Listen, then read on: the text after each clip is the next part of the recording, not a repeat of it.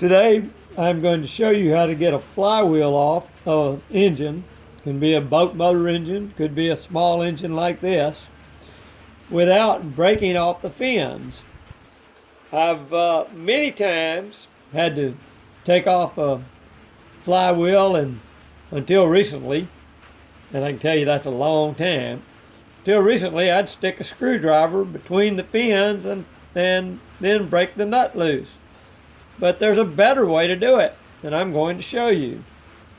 First thing you do is get a little piece of rope like this. Doesn't need to be big. You're going to take unscrew the spark plug, take it out, set it up somewhere where you don't lose it. Then take your rope and just stick it down into the cylinder. And you can see that in this case, it's already hitting, so flywheel's at top dead center. Let me turn it.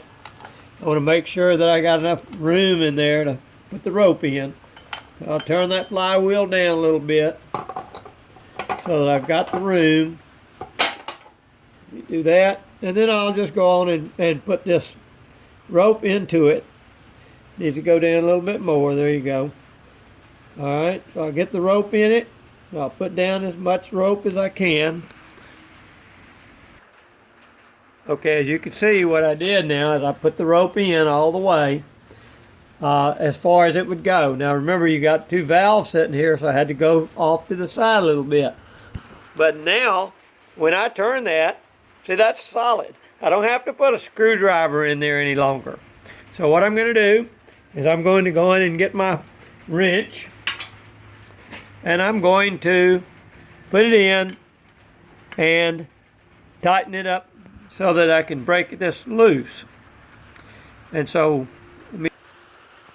when that piston, it comes up and hits the rope, it stops. Now let me put some pressure on this and squeeze it a little bit. See if I can break it loose without having to stick a screwdriver in it. Sorry for the action. There you go. See, it broke right loose. It came right out.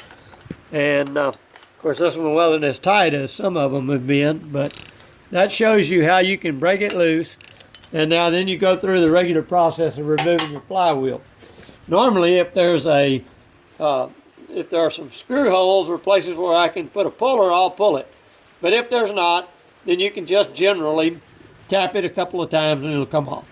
Okay, that's just a tip so that you won't make the mistake that I've made of breaking fins off as you pull the flywheel.